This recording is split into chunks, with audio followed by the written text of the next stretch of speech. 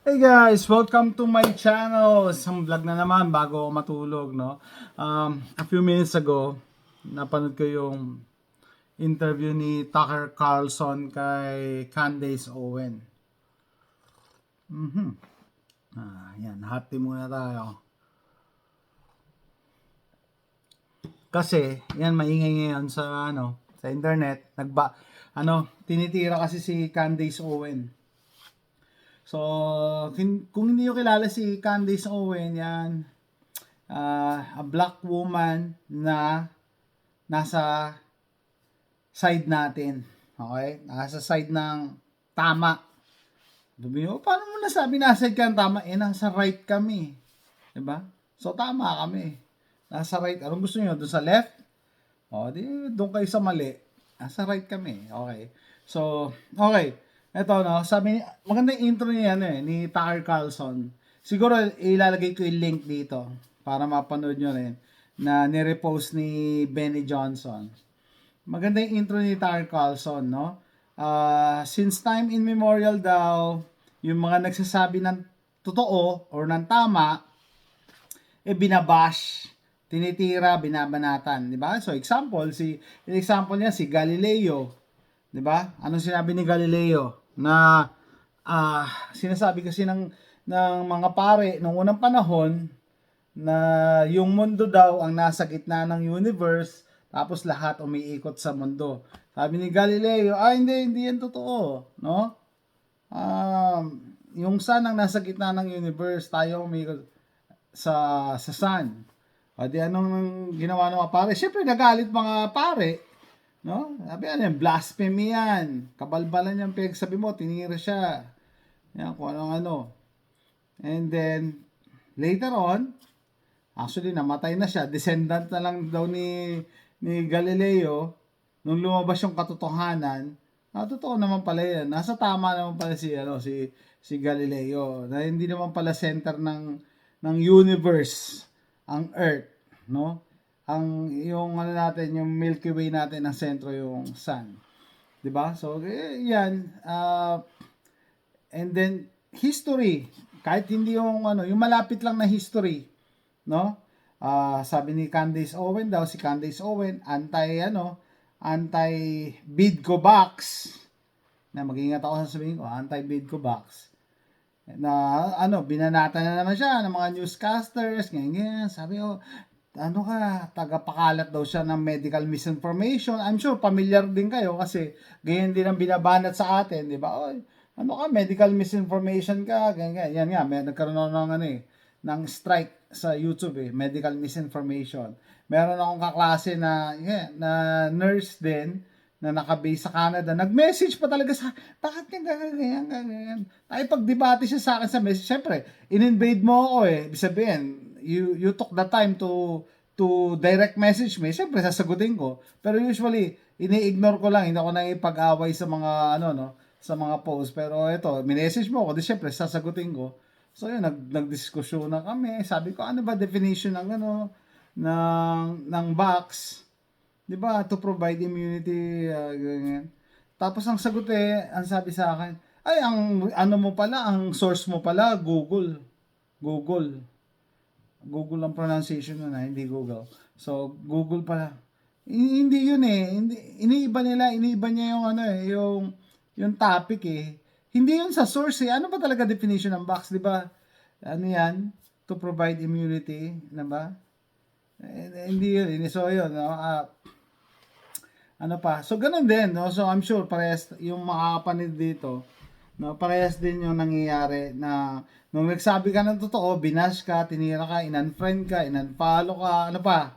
And behind your back, sinisiraan ka, hindi ka inimbita sa mga parties, hindi ka inimbita sa family gathering, yung mga kilala mo, gumawa ng sariling group chat para siguradong hindi ka kasama, di ba? Alam ko yan I'm sure ganyan din pinagdaanan nyo. So, ganyan ang pinagdadaanan ngayon ni Candace Owen, no?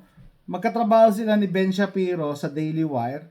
Tinitira siya ni Ben Shapiro kasi yung point of view niya regarding Israel and Hamas, no? Para kay Candace Owen na karumal-dumal yung ginawa ng Hamas, di ba? Totoo naman noong October 7, ganyan ganyan.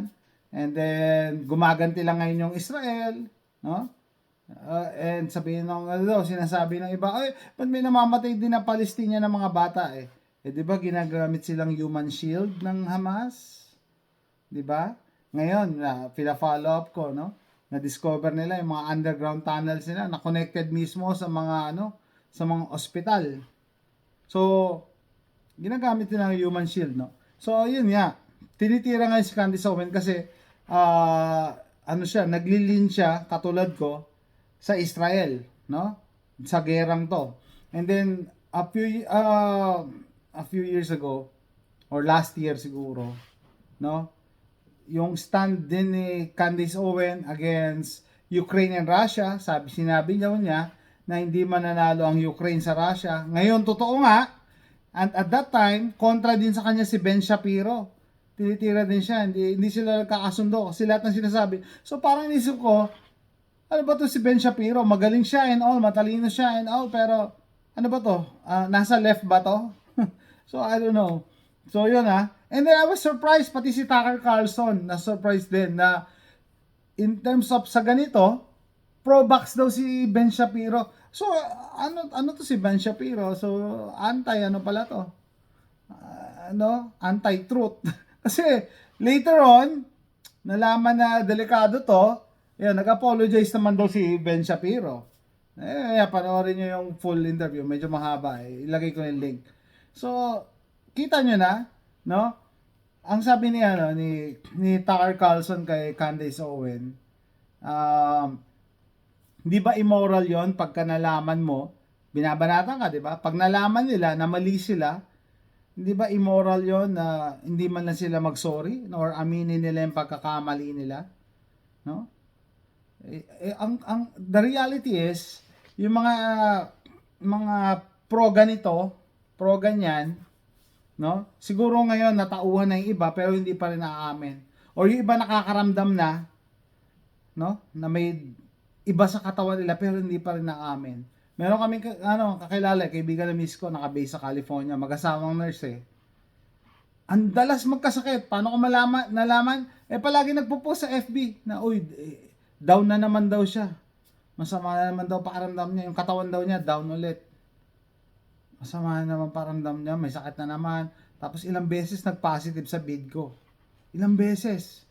Tapos to the point na naghahanap siya ng test kit. Nagkakabusan ng test kit at that time sa California. Kasi lahat test ng test.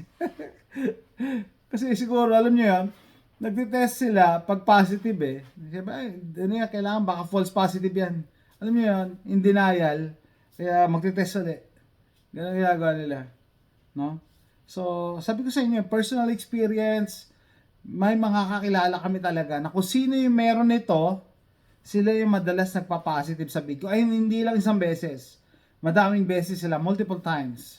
So, I'm sure na halata nila yan. Pero, ito tandaan nyo, sabi rin din ni Tucker Carlson, yung mga taong nagkamali, hindi nila aaminin niya kasi yung ego nila, yung pride, it gets in the way. And then, kinilabutan lang ako, binabasa ko yung comment, no?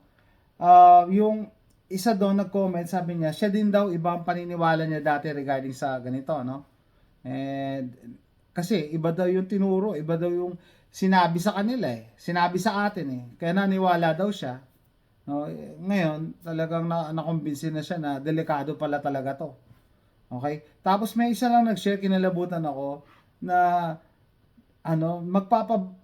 magpapaganito daw talaga siya, pumila siya, pero yung nurse na magbibigay daw ng turok, sinabihan siya na delikado. Alam niyo ginawa?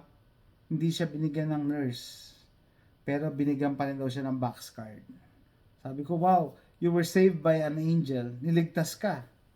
May nagligtas sa'yo. No?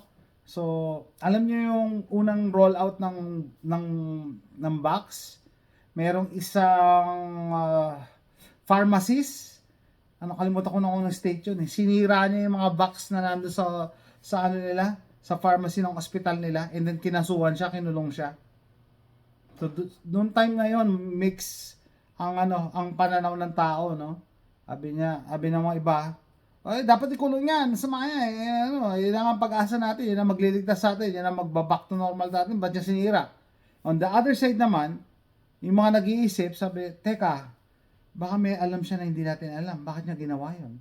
Considering na pharmacist yan, may alam yan sa sa mga box, sa mga gamot. No? And then yun nga, ngayon, lumalabas na yung katotohanan na delikado pala talaga ito at marami nagkakasakit at namamatay at tumutumba. No? Di-deny nyo, sige, do your own research. Huwag na kayo lalayo doon sa makakapanood nito, no? Yung mga athletes, mga stand-up comedian na babae, yung ano pa, newscasters, tumutumba on air, pero dinidelete at sinesensor ng social media, ng news, hanapin nyo. Kasi hindi yan lalapag sa harap nyo. No? Kasi nga sinesensor eh. Bakit sinesensor? Kasi magkakasabwat nga. Kaya hindi ko napanood yung hearing yesterday in totality. No, nakita ko lang yung mga bits and pieces plus yung mga comments na, oy, baka sabihin nyo, anong hearing? Ay, pinag-uusapan na po sa Kongreso yung excess debts. No, excess debts. Bakit daw nag-spike ang debts, excess debts, nung nag-roll out ng ganito? Which is the opposite dapat, di ba? Yan ang magaling sa atin, back to normal. Yan ang magliligtas sa atin against sa nakakatakot, nakakamatay na bidgo. Pero bakit daw dumami ang namatay? Okay, so ito, meron tayong isang doktor na tinignan ko kanina, yung doktor ng sino ba yan? Kanina ko lang natin. Yung Edsel Salvania ba yan? No? Hanapin nyo yung niya, yung profile niya, no? Doon siya nagpo-post. Ito lang, no? Nakita ko, binasa ko yung post niya, sabi niya, ay, binabash daw siya, ganyan dami daw ng mga anti-vaxxer. Teka lang, ako hindi ako anti-vax ha, kompleto ako sa vax eh. Meron pa akong anti-hepatitis na vax. Tapos dati yearly nagpapa-flu shots ako, no? Tumigil lang ako mga 3 years ago. Kasi may lumabas na usap-usapan sa prepping community na pag i-roll out nila ang Depop, ilalagay nila sa sa box. Sinabi ko sa miss ko, sabi niya, magpa-box ka na, libre naman eh. Libre ang box, oh. Yung mga flu vaccine. Sabi ko, hindi na. Every year nga ako nagkakasakit pa rin ako, nagpo-flu vaccine ka. Sasabihin na nga nila, alam mo palusot nila, kasi yan eh, yung actually, ang mechanism talaga ng flu vaccine, hindi talaga yung 100% na effective, no? Parang, I don't know, just do your research, 90% effective. So, may 10% chance ka pa rin. No? Kasi nga, hindi naman nila alam kung nung virus ang tatama sa iyo eh. Parang bahala na, suntok sa buwan. Baka tumama, yun, 'di ba? Kaya huwag kayong magtaka na pag nagpa-flu vaccine kayo, magkaka-flu pa rin kayo. Similar with the Bidco, no? Eto, kakaiba to. Kasi yung sa Bidco na box, halos lahat ng kakilala namin na nagpaganito, nag-positive sa Bidco, no? Ang problema, sabi ko, kakaiba tong Bidco na box kasi malupit yung nito, side effects.